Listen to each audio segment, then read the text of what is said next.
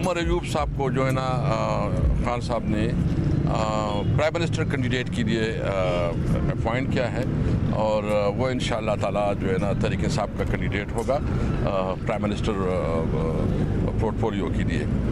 दूसरी बात यह कि जो इलेक्शन में जो रिगिंग हुई है इसके हवाले से खान साहब जो है ना आज शाम तक बाकायदा डेट दे देंगे। पूरी मुल्क में इस पर एक एहतजाजी तहरीक शुरू करेंगे। एक असाइनमेंट दी गई है कि मैं इंगेज करूं तमाम पॉलिटिकल पार्टीज़ की। हम चाहते हैं कि हम एक आपस में मिल के इस पर एक स्ट्रेटजी बनाएं, क्योंकि ये जो मैंडेट चोरी हुआ है ये पाकिस्तान की तारीख का सबसे बदतरीन इलेक्शन हुआ है। उमर अयूब खान पीटीआई के वजारत उज़्मा के उम्मीदवार होंगे। बानी पीटीआई पीपल्स पार्टी से बातचीत के लिए भी तैयार। सियासी जमातों से मुज़ाकरात के लिए असद कैसर को टास्क दे दिया। बानी पीटीआई से मुलाकात के बाद असद कैसर ने कहा कि उन्हें तमाम सियासी जमातों के साथ बात करने का टास्क दिया गया है। JUI, ANP, जमात इस्लामी और कौम परस्त जमातें सबसे बात करेंगे। असद कैसर ने कहा कि हम असम्बली में बैठेंगे, कानूनी जंग भी लड़ेंगे, 1-2 रोज़ में पार्लिमानी पार्टी का इजलास बुलाएंगे। बानी पीटीआई ने असद कैसर के भाई आक़िबुल्लाह को KP के असम्बली के स्पीकर के लिए नामजद कर दिया।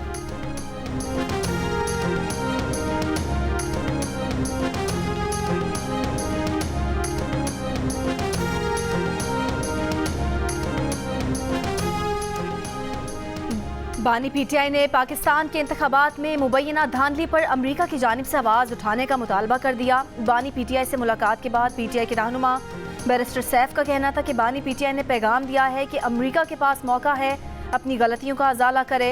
कॉस्मेटिक बयानात नहीं चलेंगे। इंतखाबात पर जिस तरह अमरीका को आवाज़ बुलंद करनी चाहिए उस तरह उसने नहीं की।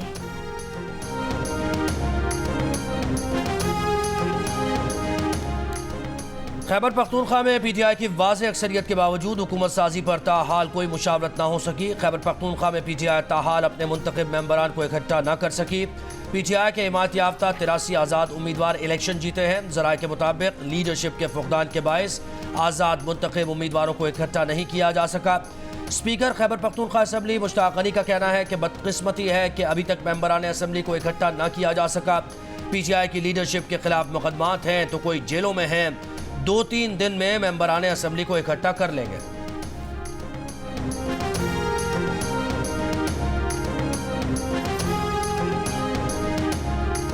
हुकूमत साजी से मुतालिक पीपल्स पार्टी और मुस्लिम लीग नून की कोऑर्डिनेशन कमेटियों का इजलास आज फिर होगा। इजलास में मरकजी हुकूमत में ओहदों की तकसीम का फार्मूला तय किया जाएगा। कमेटी जल्द से जल्द हुकूमत साजी के लिए अमल को मुकम्मल करेगी। गुज़िश्ता रोज़ इजलास में इसहाक डार, अयाज सादिक, आज़म नज़ीर तारर और मलिक अहमद खान शरीक हुए। पाकिस्तान पीपल्स पार्टी की नुमाइंदगी मुराद अली शाह, कमर ज़मान कायरा और सईद गनी ने की।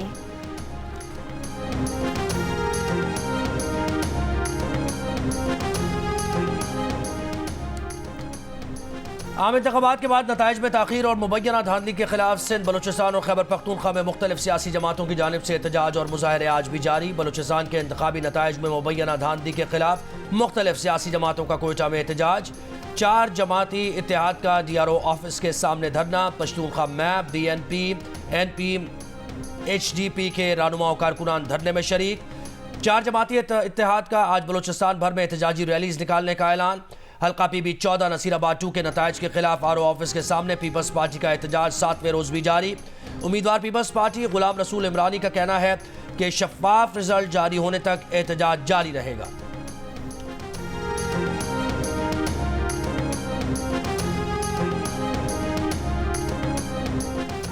आज़ाद कश्मीर इलेक्शन कमीशन ने PTI के रहनुमा खैबर पख्तूनख्वा की वजारत आला के उम्मीदवार अली अमीन गंडापुर के वारंट गिरफ्तारी जारी कर दिए।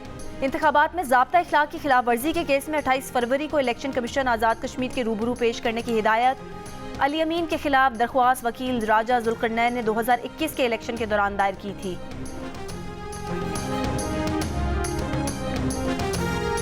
इलेक्शन से मुताल्लिक़ गैर मुल्की नसीहतों की ज़रूरत नहीं है। पाकिस्तान में इंतखाबी अमल पाकिस्तान का अंदरूनी और खुद मुख्तार मामला है। तर्जुमान दफ्तर ख़ारजा मुमताज़ ज़हरा बलोच की प्रेस ब्रीफिंग। कहा, हमने गैर मुल्की मुबस्सरीन और दौलत मुश्तरका मुबस्सरीन का खैर मकदम किया है। पाकिस्तान अपनी आइनी जिम्मेदारियों को संजीदगी से लेता है। इंतखाबात में गैर मुल्की मुबस्सरीन को भी दावत दी गई थी। पाकिस्तान ने अपना आइनी फ़र्ज संजीदगी से अदा किया है। इस मामले में हमें गैर मुल्की एडवाइस की ज़रूरत नहीं थी।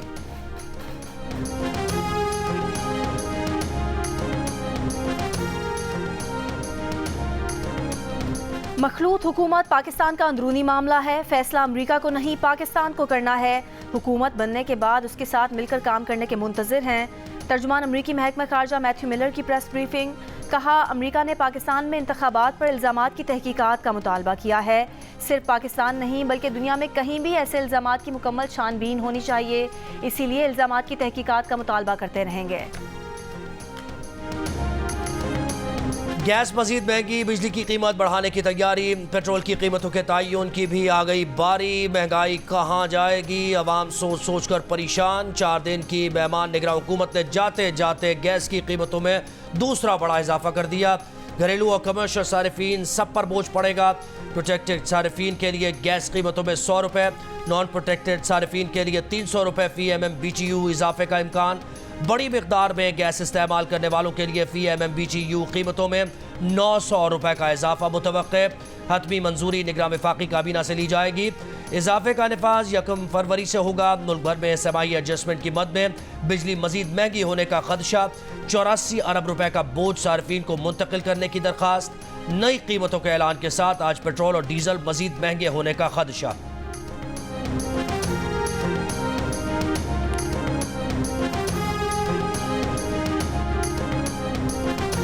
कौन सी सनत चल सकती है जिसका 1 साल के अंदर अंदर 246% टैरिफ बढ़ा दिया जाए? इलेक्ट्रिसिटी का रेट है, गैस का रेट है, इनको अगर आप सस्टेनेबल नहीं देंगे तो कोई भी मुल्क इकोनॉमिकली सर्वाइव नहीं कर सकेगा। बड़ी तादाद में सनतें बंद हो चुकी, गैस मजीद महंगी करने से एक्सपोर्ट भी ठप हो जाएगी।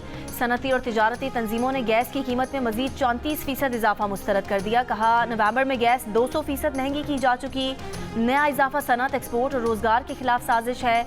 दूसरे सेक्टर्स की चोरी क्रॉस सब्सिडी की सूरत में उन पर न डाली जाए।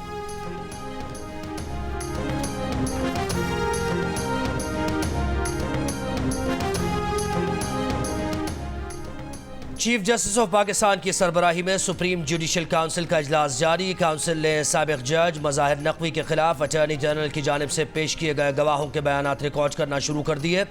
Military state officer Lahore cantt record के हमरा काउंसिल के सामने पेश। चीफ जस्टिस काजी फायज ईसा ने प्रॉपर्टी के रिकॉर्ड से मुताल्लिक सवाल किया कि गवाह ने बताया कि लाहौर कैंटोनमेंट बोर्ड की प्रॉपर्टी नंबर 100 का रिकॉर्ड है। सुप्रीम कोर्ट का साबिक वजीर आजम राजा परवेज अशरफ को सड़क ठेका केस में बदनीयत और करप्ट कहने की इस्लामाबाद हाई कोर्ट की ऑब्जर्वेशन को फैसले से हज़फ करने का हुक्म। इस्लामाबाद हाई कोर्ट को हिदायत दे दी। राजा परवेज अशरफ की अपील मंजूर। चीफ जस्टिस पाकिस्तान की सरबराही में सुप्रीम कोर्ट के 3 रुकनी बेंच की जजेस को आइंदा मोहतात रवैया इख्तियार करने की भी हिदायत। कहा, नैब इंक्वायरी में राजा परवेज अशरफ के खिलाफ कुछ साबित नहीं हुआ। इंक्वायरी की सतह पर ऑब्जर्वेशन में एहतियात करनी चाहिए। ऑब्जर्वेशन देनी है तो पहले नोटिस करें। इलेक्शन कमीशन ने नवाज शरीफ की NA-15 मानसेरा में कामयाब उम्मीदवार का नोटिफिकेशन रोकने की इस्तदा मुस्तरद कर दी। नवाज शरीफ के वकील ताखीर से पेश हुए और दरख्वास्त मुस्तरद न करने की इस्तदा। इलेक्शन कमीशन ने इस्तदा मुस्तरद कर दी। नवाज शरीफ के वकील ने केस बहाल करने की दरख्वास्त दायर कर दी। NA-15 मानसेरा से आज़ाद उम्मीदवार कामयाब हुए थे।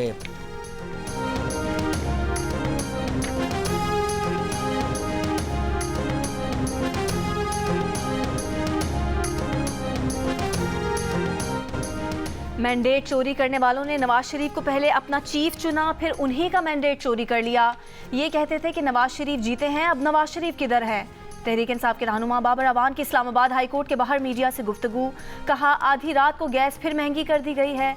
जो भी इनको हम पर मुसल्लत करेगा वो कौमी मुजरिम होगा।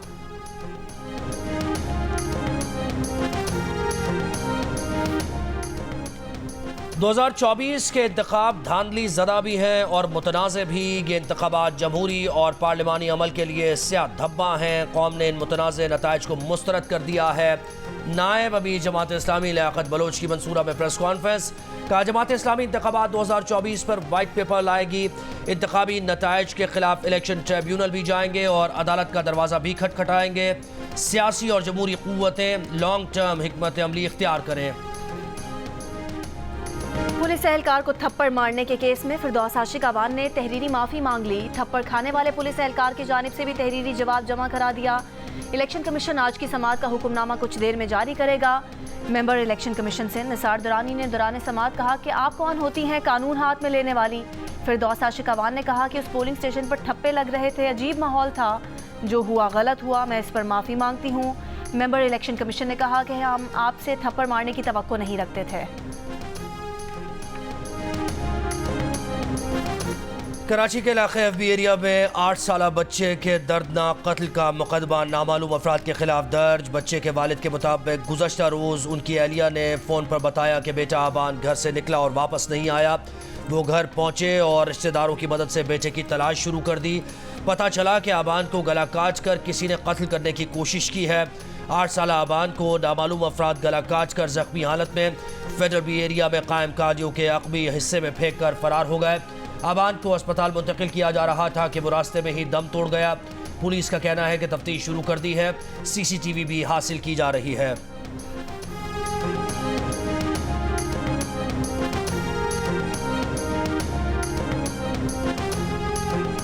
बानी पीटीआई और बुशरा बीबी के खिलाफ 190 मिलियन पाउंड स्कैंडल केस में आज फर्द जुर्म आयद न हो सकी। जज की अदम दस्तयाबी के बाइस समाअत बगैर कार्रवाई 20 फरवरी तक मुलतवी। जज मोहम्मद बशीर को अडियाला जेल में समाअत करना थी।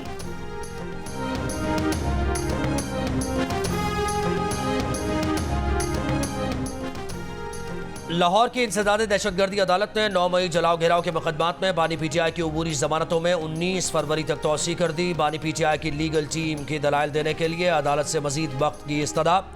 अदालत की आइंदा समाअत पर बानी पीटीआई की वीडियो लिंक हाजिरी के इंतजाम मुकम्मल करने की हिदायत।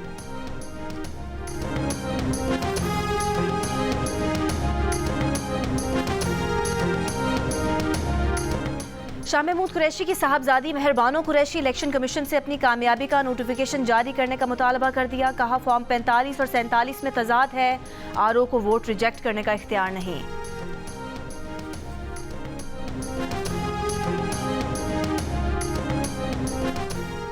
हतक इज्जत केस में साबिक DG नैब शहजाद सलीम पर 11 मार्च को फर्द जुर्म आयद की जाएगी। तैयबा गुल की जानिब से साबिक DG नैब शहजाद सलीम के खिलाफ हतक इज्जत केस में इस्लामाबाद की सेशन अदालत ने शहजाद सलीम पर फर्द जुर्म आयद करने की तारीख मुकर्रर कर दी।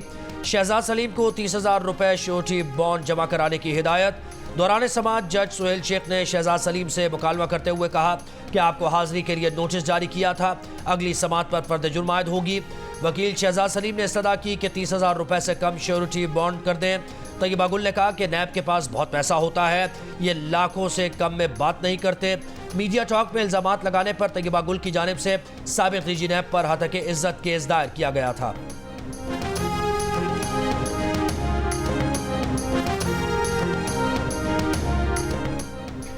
NA88 खुशाब के 26, PK 90 कोहाट के 8 और PS 18 घोटकी के मुतासरा 36 स्टेशन पर रीपोलिंग जारी। खवातीन, मर्द और बुजुर्ग अफराद अपना हक़ राय दही इस्तेमाल करने यहाँ पहुँचे। तीनों अजला में 8 फरवरी को अमन अमान की खराब सूरत हाल के बायस पोलिंग मुतासर रही थी। रीपोलिंग का अमल सुबह 8 बजे शुरू हुआ, जो बगैर वक्फे के शाम 5 बजे तक जारी रहेगा।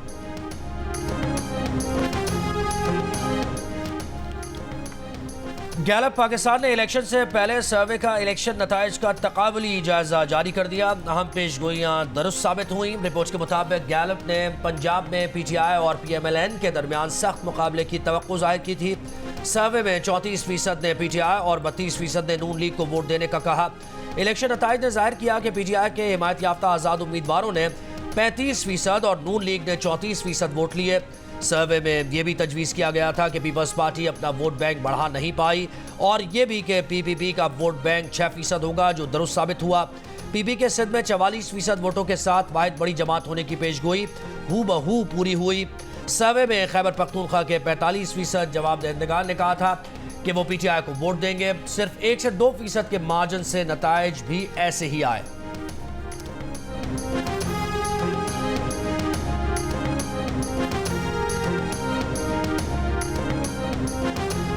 जमात इस्लामी कराची के अमीर हाफिज नईमुर रहमान का कराची के तमाम इंतखाबी नताइज कलअदम करार देने का मुतालबा। कल यौम इस्याम मनाने का ऐलान। इल्ज़ाम लगाया कि आरोज ने लिखा हुआ नतीजा सुनाया। ऐसी पार्टी जिसने भत्ताखोरी की, लोगों को फैक्ट्री में जलाया, उनको मुसल्लत किया जा रहा है।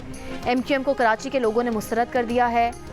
हाफिज नईमुर रहमान ने कराची में 11वीं जमात के नताइज मनसूख करने और 12वीं जमात का इम्तिहान दोबारा लेने का मुतालबा भी किया।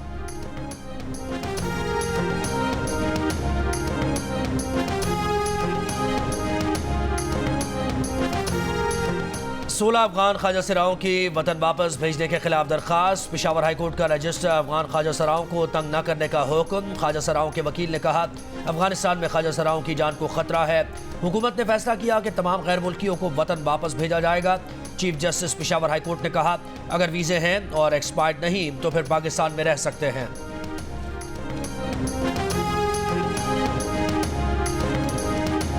और हैं और भी दुनिया में सुखनवर बहुत अच्छे। कहते हैं कि गालिब का है अंदाज़ बयां। और उर्दू के अजीम शायर मिर्ज़ा असदुल्ला खां गालिब को दुनिया फ़ानी से गए 155 बरस बीत गए। उर्दू शायरी पर गालिब आज भी गालिब।